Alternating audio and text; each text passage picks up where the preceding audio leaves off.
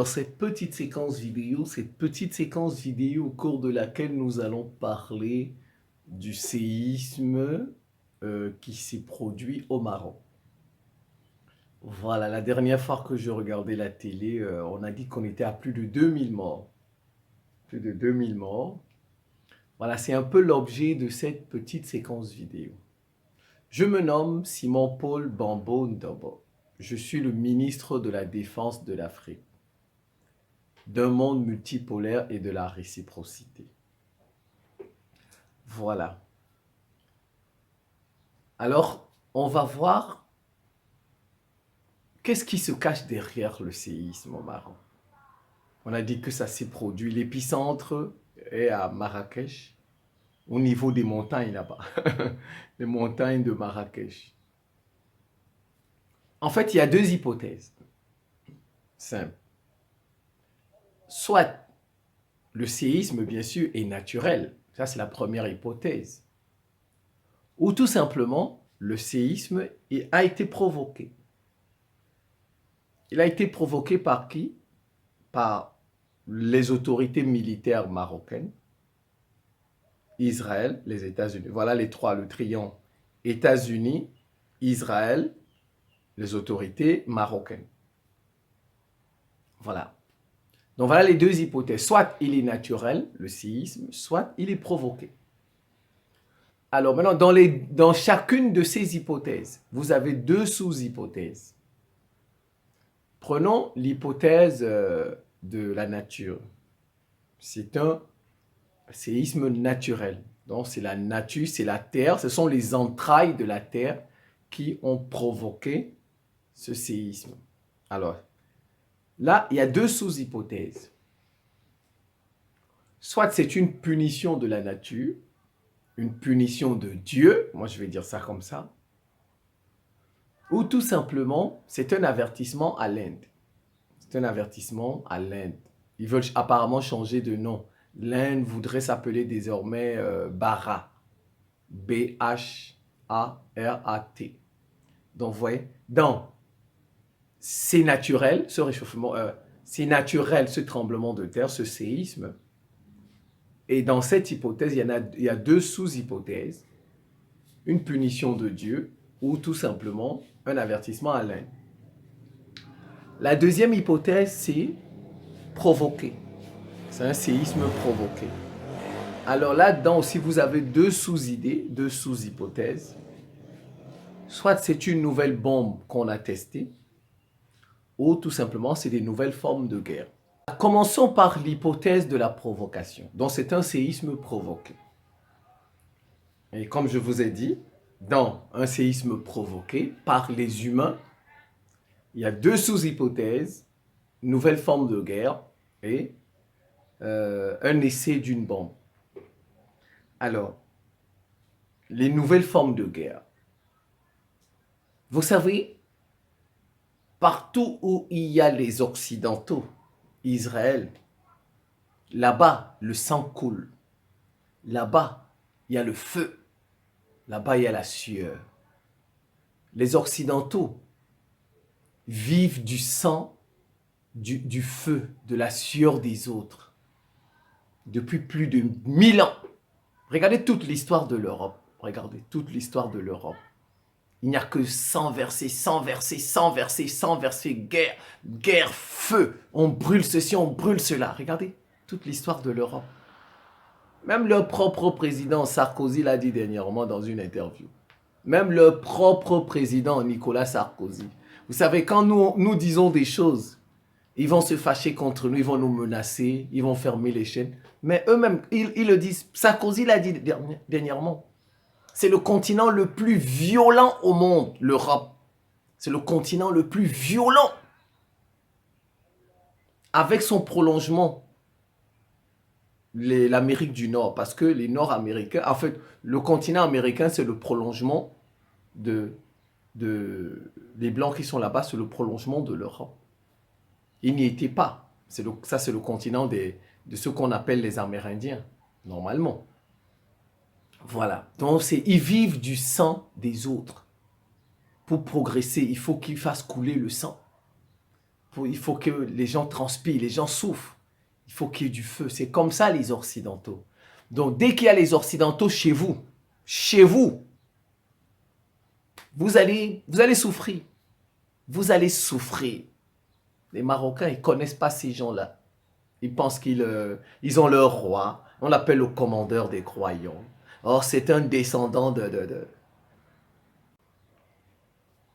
Ce sont des nouvelles formes de guerre. Vous savez, les Occidentaux, ils inventent de nouvelles formes de guerre. Surtout qu'ils ont un plan, comment on dit, l'eugénisme. Ils veulent réduire la population mondiale. Voilà, les Occidentaux veulent réduire la population mondiale. Donc, ils passent par des maladies, des épidémies. Bon, comme les épidémies, les gens sont avertis. Donc, ils passent maintenant par des phénomènes naturels. Vous êtes là, vous pensez qu'il y a une inondation. Ça, c'est un phénomène naturel. Alors que ça, c'est provoqué. C'est quelqu'un qui est là-bas dans le Nebraska, dans son bureau. Il a appuyé un bouton. Piou! Il y a une torpille qui est allée dans votre sous-sol là-bas. Ça a soulevé le fleuve et ça a inondé chez vous. Voilà, c'est comme ça. Ou bien il y a... C'est comme ça. Donc, vous voyez, on nous fait croire que... On nous fait croire... Parfois, vous pensez que c'est un phénomène naturel alors que ce n'est pas naturel. C'est provoqué. On l'a vu à Haïti. C'est de nouvelles formes. On l'a vu à Haïti. À Haïti, je vais vous dire, tous les tremblements de terre de Haïti, c'est 20... En tout cas, je vais m'en tenir aux 20 dernières années. Tous les tremblements de terre de Haïti et du Japon, ces 20 dernières années, vous allez voir, le tremblement de terre survient toujours où il n'y a pas les Occidentaux. Il n'y a pas les casques bleus de l'ONU, il n'y a pas les troupes des États-Unis. C'est toujours comme ça. Donc, on a comme l'impression que c'est un tremblement de terre qui choisit les gens. Un missile ne choisit pas. Quand un missile vient, le missile ne sait pas si tu es arabe, tu es noir, tu es juif, tu es blanc, tu es jaune, tu es européen, tu es africain. Le missile ne connaît pas. Le missile vous bombarde tous. Donc, on a comme l'impression que vous avez des tremblements de terre qui choisissent des endroits où il y a des soldats de l'ONU, des États-Unis. Il n'y a pas de tremblement. Allez, regardez, ces 20 dernières années, tous les tremblements de terre de Haïti ne touchent pas où il y a les Occidentaux, où il y a les ambassades des Occidentaux. Que ce soit leurs soldats. C'est pas normal. Regardez le tsunami du Japon. Le tsunami du Japon. Les États-Unis ont combien de bases là-bas? Des bases. Le tsunami survient où il n'y a pas les bases des États-Unis. C'est pas normal. Vous sentez que c'est orienté? On a orienté ça. Voilà. Donc c'est provoqué. Ce sont des nouvelles formes de guerre. Maintenant, ils ne veulent plus tuer les gens comme ça tôt. Parce que quand ils tuent les gens comme ça tôt, on voit que ce sont eux qui tuent. Ce sont eux qui... On s'en prend à eux. Voilà, vous voyez, comme ils ont détruit l'Irak, comme ils ont détruit l'Afghanistan, comme ils ont détruit la Libye. Voilà, on sait que ce sont eux. Donc, ils ont développé de nouvelles formes de guerre. Voilà, ils utilisent la nature. Ils provoquent des séismes, ils provoquent des inondations, ils provoquent des catastrophes. Et vous êtes là. Oh, Dieu nous a punis. Oh, qu'est-ce qu'on a fait à Dieu? Alors que c'est un individu qui est là-bas à Londres dans son bureau qui a appuyé sur un bouton, ou bien un individu qui est à Paris qui a appuyé sur un bouton. C'est des nouvelles formes de guerre. Voilà, on vous tue, on nous tue, en nous faisant croire que c'est la nature qui s'est fâchée contre nous, c'est la nature qui nous a tués. Voilà, c'est ça. Donc la deuxième option, c'est ils ont soit développé une nouvelle arme là-bas. Voilà, soit Israël, les États-Unis, avec le gouvernement marocain, ont développé une nouvelle arme. Et ils l'ont testée au niveau des montagnes là-bas. Ils ont testé une nouvelle arme. Ils ont testé une nouvelle bombe là-bas. Ça, il n'y a rien à dire. Oui, voilà, ça, c'est une deuxième sous-hypothèse. C'est une nouvelle arme qu'ils ont testée. Ouais, peut-être qu'ils vont lancer ça sur l'Algérie. Vous savez, ils sont en rivalité. Ils savent que les Russes sont derrière les Algériens. Voilà, donc il y a Maroc, Algérie, ça ne va pas. Ils testent des armes. Ils testent. Vous savez, les armes, quand on les fabrique, c'est pour les tester sur les humains et sur les animaux. On ne fabrique pas une arme pour aller faire le test dans un endroit où il n'y a pas d'êtres vivants. Quand on a fabriqué une nouvelle arme, on la teste sur les êtres vivants. C'est comme, on sacrifie certains. Voilà, on sacrifie. Vous savez, ils ont fait ça chez nous au Cameroun. en 1986. Au Cameroun, il y a un lac là au Cameroun, dans les parties anglophones, les régions anglophones du Cameroun, qu'on appelle le lac Nyos. Nyos, c'est N-Y-O-S, lac Nyos. Vous savez, un lac, c'est une étendue d'eau entourée de terre. C'est ça un lac. Je vous dis, l'histoire moderne du Cameroun, le lac là n'a jamais craché des gaz. Jamais. Un dégazage. Jamais. Depuis près de 200 ans, on n'a jamais appris que le lac là a dégazé un jour. Donc, rejeté des gaz. En 86, subitement, ce lac lâche des gaz. En 86. Vous pouvez taper sur Google la catastrophe du lac Nyos au Cameroun. Vous allez lire. Le gaz là, ça a tué tous les animaux qui étaient aux alentours et toutes les populations qui étaient aux alentours. Voilà. C'est comme ça. On appelait ça la catastrophe du lac. Ils ont envoyé, comme vous voyez, font sur leurs médias là, ils envoient tous leurs experts. Géophysiciens, physiciens, blablabla, nanani, nanana, tous ceux qui ont les grands titres là, chercheurs, responsables de ceci, cela à l'université, au Centre international de recherche. Ils nous les ont envoyés en 86 au Cameroun. Ils sont venus nous expliquer que c'était un phénomène naturel, que le lac là, il a juste rejeté du gaz. Nous, à l'époque, on leur a dit, nous les Camerounais, on leur a répondu. On leur a dit, vous mentez. Avec tous vos diplômes là, toutes vos études que vous avez faites là, vous mentez. On leur a répondu comme ça, que c'est le président Paul Biya qui vous a permis de venir faire un test d'une arme. On leur a dit ça en 86. Nous, on leur a dit ça au Cameroun. On dit, vous avez menti. On leur a dit, c'est le président Paul Biya qui vous a permis de venir. C'est un test. Ils sont venus tester une arme au Cameroun. Et vous savez, en 85, il y a eu le coup d'État sur Paul Biya, à l'égard de Paul Biya, à l'endroit de Paul Biya. Et après, quand le coup d'État n'a pas marché, il a changé sa garde. Il a fait venir Israël. C'est un test. C'est Israël qui a fait tester une arme là-bas en 86. Vous savez, tapez sur Google. Tapez sur Google. Vous n'allez trouver aucun endroit au monde où Israël a testé sa bombe nucléaire. Aucun. Tous les pays, quand ils font une bombe, testent cette bombe. Testent cette bombe. Israël, regardez, la France. La France a testé sa bombe atomique où? On nous dit aujourd'hui, c'était dans le sud, le sud-désert de l'Algérie, n'est-ce pas? Il y a eu des morts. Il y a même encore aujourd'hui des gens qui ont des séquelles. Voilà, tous les pays, quand ils font une arme, une nouvelle arme, ils testent cette arme, où il y a des populations, pour voir si ça tue, si ça fonctionne. C'est comme ça. Vous n'allez pas voir sur Google un pays, Israël a la bombe atomique. Israël a la bombe atomique, mais on ne sait pas où Israël a fait son test. On ne sait pas. On ne sait pas. Donc, en 86, là, chez nous, ils avaient testé une arme là-bas dans ce lac. C'est comme ça, ils viennent vous dire, comme on a vu récemment au Congo, l'éruption volcanique. C'est pour chasser les populations de cet endroit. Ils ont provoqué une éruption volcanique pour chasser les populations parce que là-bas, il y a des minerais. Le sous-sol est riche. C'est tout. Ou bien le sol est riche, c'est des terres arabes. Ils vont peut-être vendre ces terres-là aux Émirats arabes unis pour cultiver, etc. C'est comme ça, c'est provoqué ça. C'est une arme qu'ils testent là-bas, c'est une arme. Ils ne peuvent plus nous tromper avec leurs grands experts là qui passent à la télé.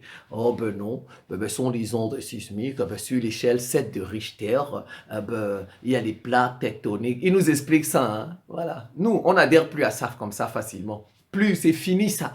Adhérer à ça, on ne peut plus. Quand il y a vous savez, la nature parle. Quand il y a un phénomène comme ça qui se produit, toutes les hypothèses sont sur la table. Toutes. Il n'y a pas qu'une seule hypothèse. Il faut mettre toutes les hypothèses sur la table. Il y a l'hypothèse naturelle, c'est la nature. Il y a l'hypothèse humaine, la main de l'homme. La main de l'homme. La preuve, le réchauffement climatique, qu'est-ce qu'on nous dit? Que c'est la main de l'homme, n'est-ce pas? Il y a la main de l'homme dans le réchauffement climatique. Alors, il y a un tremblement de terre comme ça, ils veulent nous donner une seule version dans leurs médias. Oh, c'est naturel, c'est naturel. Nous, je vous dis, en 86, on leur a dit ça, leurs experts là, qu'ils ont envoyés. On leur a dit que ce dégazage-là, le lac-là, la catastrophe-là qui a tué des gens, tué des animaux, c'est pas naturel. Le lac-là, il est là depuis des siècles. Il n'a jamais dégazé. Jamais. Ce n'est pas aujourd'hui qu'il va dégazer ce lac. Ce n'est pas aujourd'hui. Vous avez testé en accord avec le gouvernement. Vous avez testé une arme là-bas. On le leur a dit. Et depuis, ils ont fermé le dossier là.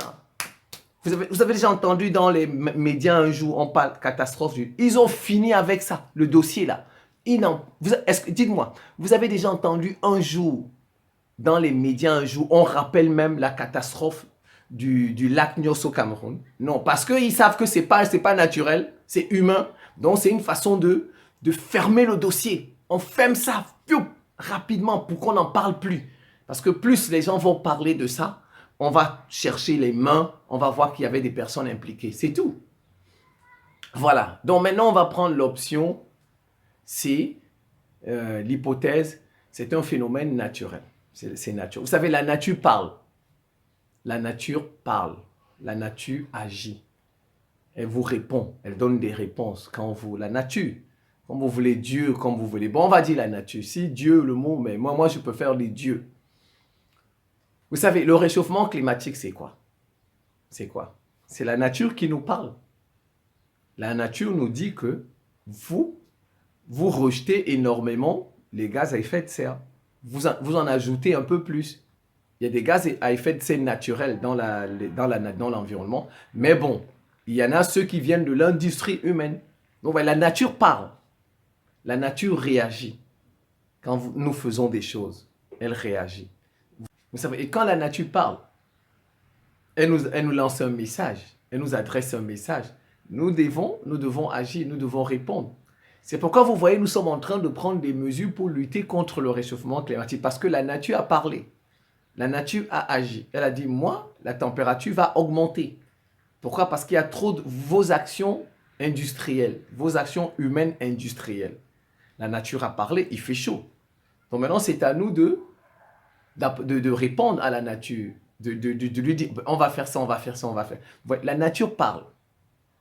Et nous devons, la nature nous envoie un message et nous devons lui répondre.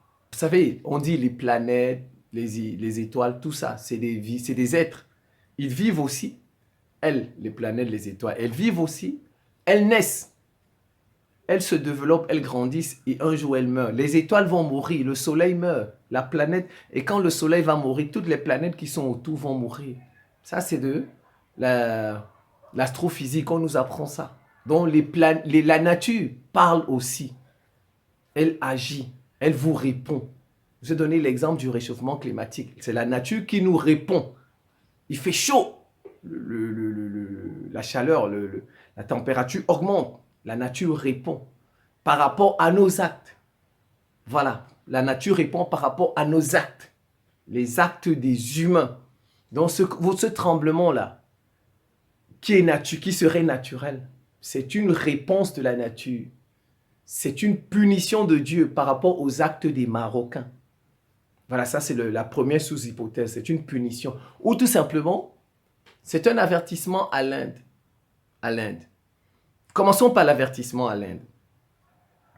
Pourquoi? Ce n'est pas le fruit du hasard. Comment le tremblement survient au même moment où on fait le sommet du G20? Bon, qui est devenu G20+1 parce que l'Union africaine est désormais membre du G20. On peut se poser des questions. Le hasard n'existe pas. Il n'y a pas de hasard. Moi, en tout cas, je sais ça. On me l'a appris. Le hasard n'existe pas. Les choses que nous ne parvenons pas à expliquer aujourd'hui, on peut les expliquer. Donc, il y a une logique derrière les événements. Comment se fait-il que le tremblement de terre au Maroc survient au même moment, au moment du sommet du G20 en Inde? C'est un avertissement à l'Inde. En fait, c'est un avertissement. Vous voyez, en fait, le tremblement de terre a volé la vedette, même dans les médias. Vous voyez, dans tous les médias, ça a volé. Le sommet du G20+1 vient maintenant en deuxième position dans les médias. En deuxième position, c'est d'abord le séisme au Maroc. Vous avez vu, ça a volé la vedette. Ce n'est pas le fruit du hasard. Ce n'est pas le fruit du hasard. La preuve, vous avez le président russe qui n'est pas là-bas, le président chinois qui n'est pas là. Il y a des mécontentements. Donc c'est la nature avertit l'Inde. Parce que l'Inde, en fait, l'Inde ne comprend pas. Les Indiens, ils vont se casser la figure. Ils vont se casser la figure. Les Indiens, ils sont en train de vouloir changer leur nom. Ils disent qu'on va appeler l'Inde Bharat.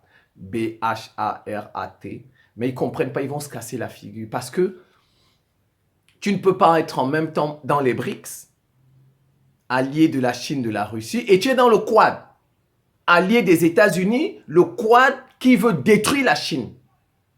Vous voyez, c'est pas normal.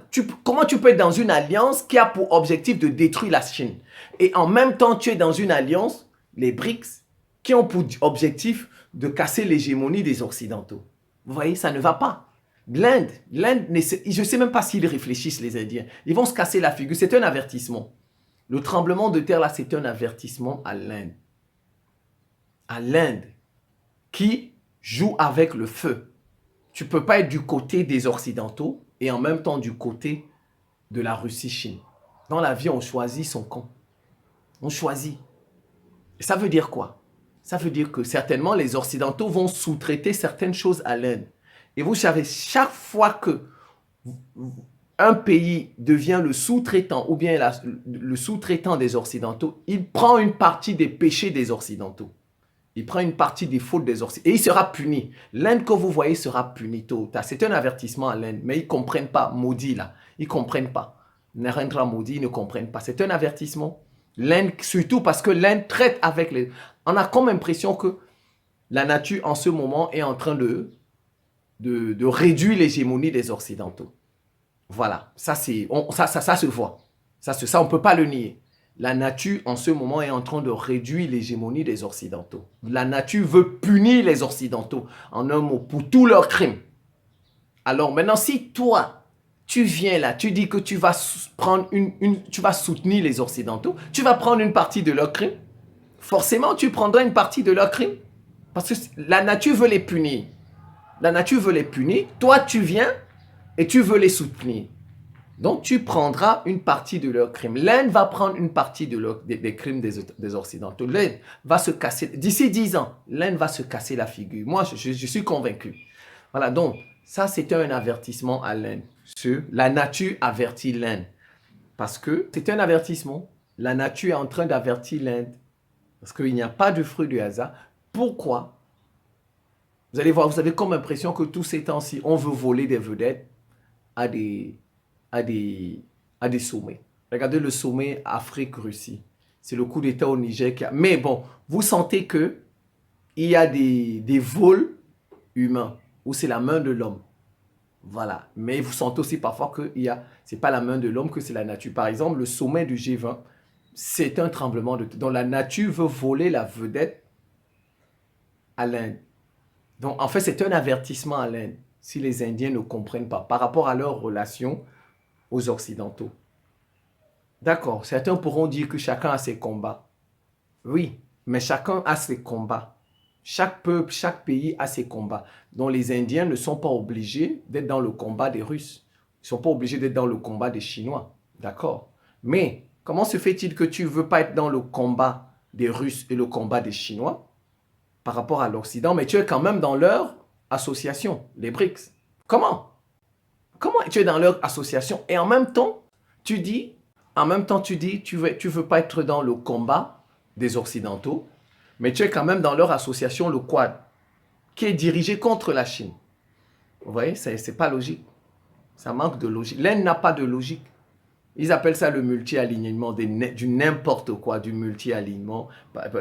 Du n'importe quoi, cette philosophie-là. En tout cas, l'Inde va se casser la figure. Ils vont se casser la figure bientôt. Et comme ça, ils vont prendre position. Soit tu es rouge, soit tu es jaune. On ne peut pas être rouge-jaune en même temps. Voilà. On ne peut pas. Voilà, tu ne peux pas suivre 2 lièvres. C'est simple, tu ne peux pas suivre 2 lièvres à la fois.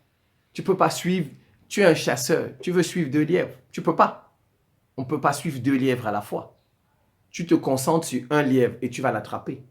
Mais si tu dis que tu veux suivre 2 lièvres à la fois, tu ne pourras pas. Parce que les Indiens veulent suivre et les Occidentaux et les Russes chinois en même temps. Or, Russes, Chinois, Occidentaux sont opposés. Alors, Tu veux jouer tu veux jouer le médiateur entre les deux. Peut-être ils veulent jouer les médiateurs. J'en doute. Pourquoi? Parce que tu peux pas être médiateur et juge, comme on dit, juge et parti. Tu veux juger l'Occident et le bloc Russie-Chine et tu fais, en fait, l'Inde est juge et parti. Parce que l'Inde est dans le Quad, qui est contre la Chine, et en un mot, et la Russie, et l'Inde encore est dans les BRICS, qui est contre l'hégémonie des Occidentaux. Donc ça veut dire que l'Inde, en fait, elle veut être médiatrice et partie aussi. Tu ne peux pas être juge et partie ou bien médiatrice et partie. Elle aurait mieux fait d'être seulement dans le G20. Parce que le G20 plus 1, c'est pour tout le monde. Voilà, parce qu'un médiateur doit être neutre.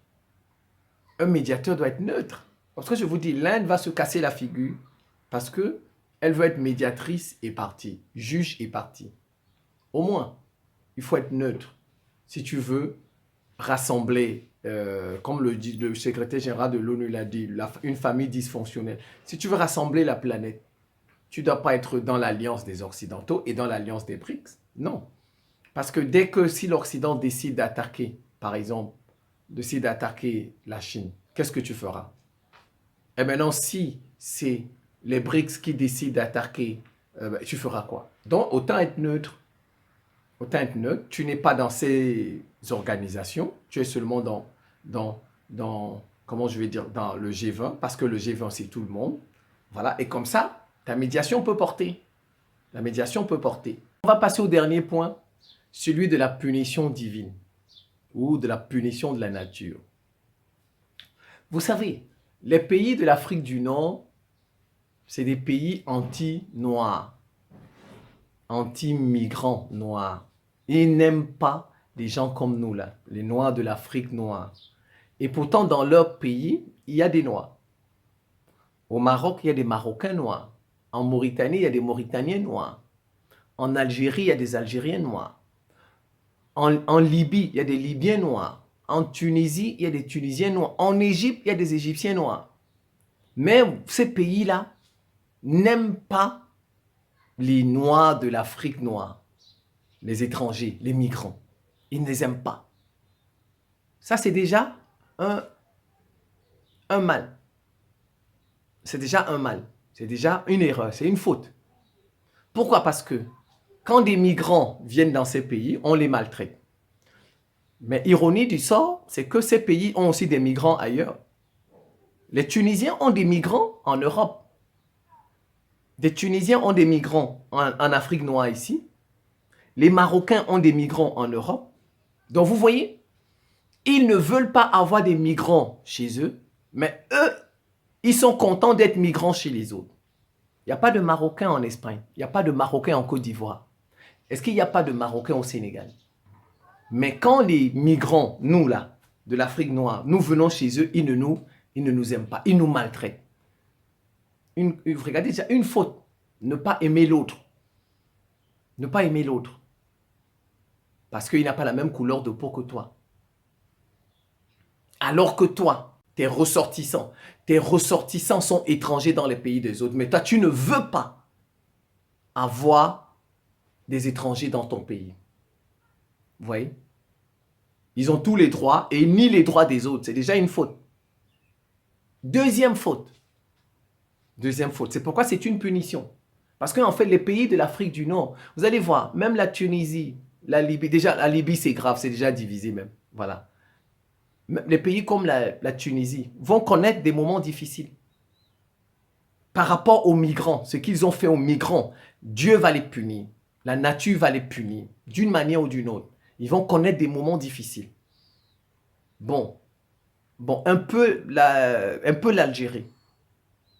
Un peu l'Algérie, parce que bon, l'Algérie, quand même, de temps en temps, défend les pays de l'Afrique noire. Quand il y a des problèmes avec l'Occident, avec l'Algérie. Bon, la Mauritanie, bon, en Mauritanie, quand même, on ne menace pas assez beaucoup de Noirs là-bas, étrangers. Pas beaucoup. Pas beaucoup. Enfin, les pays où c'est grave, c'est la Tunisie, la Libye, c'est très grave en Libye. Et le Maroc. Donc ces pays-là, comme ils ont cette haine envers les migrants noirs alors que nous sommes tous africains, déjà qu'ils ne se considèrent pas africains, ils commettent des fautes. Et de deux, ils commettent une deuxième faute. Ils commettent une deuxième. Je vais vous expliquer ça. Une deuxième faute. Parce qu'ils prennent les fautes des Européens aussi. Vous voyez, vous avez déjà vos propres fautes, mais vous prenez aussi les fautes des Européens. Forcément, vous serez châtiés parce que c'est des sous-traitants. Ces pays sont des sous-traitants de l'Europe. En matière de migration, de flux migratoires. Regardez, je vous explique. N'est-ce pas, la France a demandé à utiliser l'espace aérien du Maroc pour attaquer, pour agresser le Niger, n'est-ce pas? Regardez, le Maroc va permettre à la France d'utiliser son espace aérien pour agresser le Niger, pour attaquer le Niger, pour envahir le Niger. C'est une guerre, n'est-ce pas? Voilà. Mais la guerre, c'est quoi la conséquence? C'est que des gens sont tués et ça donne des réfugiés, n'est-ce pas? Donc, il y a des gens qui vont fuir le Niger, des Noirs qui vont fuir le Niger. Donc, quand ils vont fuir, forcément, ils vont aller aussi au nord. Ils vont aller en Libye, ils vont aller en Tunisie, ils vont aller en Algérie, ils vont aller au Maroc.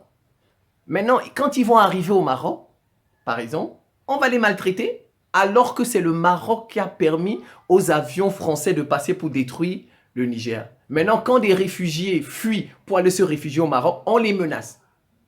Vous voyez? Et de deux, la France dans l'Union européenne va venir payer ces États-là pour qu'ils jouent les gendarmes, pour empêcher que ces gens-là viennent traverser la Méditerranée et venir en Europe.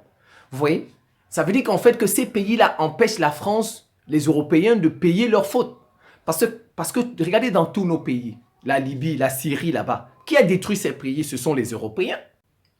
Dites-moi, qui a détruit tous ces pays? La Syrie, la Libye, le Sahel. Ce sont les Occidentaux. C'est l'Amérique du Nord et l'Europe. Donc, normalement, ils doivent payer. Ils doivent payer. Quand vous détruisez des gens, vous devez payer. On doit vous punir. Alors, la punition, c'est quoi? C'est les migrants qui viennent chez eux. C'est les migrants qui viennent chez eux. C'est ça leur punition. Parce que ce sont eux qui ont détruit ces pays militairement. Donc, les migrants viennent chez eux. Mais non. Eux, ils viennent vous payer. Ils viennent payer la Turquie. Ils viennent payer les pays de l'Afrique du Nord pour jouer des gendarmes à leur place, pour empêcher les migrants. Vous voyez, en fait, ces pays portent deux fautes. Ils ont deux fautes. Ils ont la première faute que déjà, ils aiment les Noirs. Ils ne veulent pas que les Noirs soient chez eux. Alors que eux, ils ont des ressortissants à l'étranger. Donc, ils n'aiment pas les étrangers. C'est la première faute. La deuxième faute, ils sont des sous-traitants des Européens. Donc, en fait, ils empêchent que les Européens soient punis avec l'afflux des migrants. Donc, si vous empêchez que les Européens soient punis, mais c'est vous qui allez prendre la punition des Européens. Et c'est ça le Maroc. C'est ça le sens de ce séisme. C'est une punition. C'est une punition. C'est comme ça.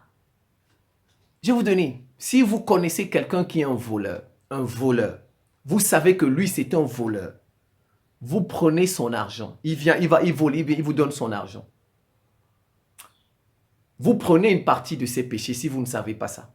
Parce que vous savez que c'est un voleur, qu'il a tué des gens pour avoir cet argent, mais vous le prenez, vous le mangez quand même. Vous prenez une partie de ce péché, si vous ne savez pas. Vos propres péchés, plus le péché de celui qui vous a... Mais non, vous pouvez prendre l'argent de quelqu'un. C'est pourquoi vous voyez, ce n'est pas bon de prendre l'argent de n'importe qui. On ne prend pas l'argent de n'importe qui. Sauf si vous êtes ignorant, vous ne connaissez pas cette personne, vous ne savez pas ce qu'elle fait, vous ne savez pas comment elle a fait pour gagner son argent. Vous pouvez prendre. Mais vous connaissez ce monsieur, vous savez qu'il fait ça pour gagner son argent, c'est malhonnête, c'est malsain, il tue des gens et vous prenez son argent. En fait, c'est pourquoi vous voyez, il y a beaucoup de gens, quand ils font ils partagent leur argent, parce qu'ils distribuent une partie, c'est une façon, on appelle ça les indulgences. Vous voyez, les Européens, ils ont beaucoup d'expérience, ils ont beaucoup d'expérience. Et pourtant, ils ont à peu près, si vous voyez même là, le Maroc, c'est des vieux pays. Hein. Le Maroc existe depuis le 11e, le 9e ou 11e siècle. Mais ils n'ont pas l'expérience des Européens. Alors que c'est des pays qui ont à peu près le même nombre d'années. Les Européens ils savent ce qu'on appelle les indulgences. Donc, ils payent leurs fautes. Ils payent. Quand vous voyez comme ça, ils financent les pays de l'Afrique du Nord pour arrêter les migrants. Ils payent leurs fautes. Ils mettent la faute sur vous. Ils se lavent les mains. Ils sont des Ponce Pilate. On appelle ça des Ponce Pilate. Ils lavent les mains. Ce n'est plus de notre faute. les migrants là, les Marocains vont s'en occuper, les Tunisiens vont s'en occuper, ils versent l'argent là-bas, ce n'est plus de notre faute. Vous voyez, c'est pourquoi vous voyez, ils se portent bien, alors que ce sont eux qui ont détruit tous ces pays-là. Donc la nature veut les punir, mais vous venez prendre leur argent et pour empêcher la nature de les punir avec les flux migratoires. Donc vous allez porter les péchés, leurs péchés. Vous allez porter leurs péchés. Et c'est ça le sens c'est une punition le séisme là. Le séisme, c'est une punition de la nature, une punition divine. C'est comme ça. Les Marocains doivent réfléchir à 2 fois, désormais, avant de maltraiter les migrants chez eux. Et ça pourrait arriver en Tunisie, en Algérie, dans une moindre mesure, Algérie et Mauritanie.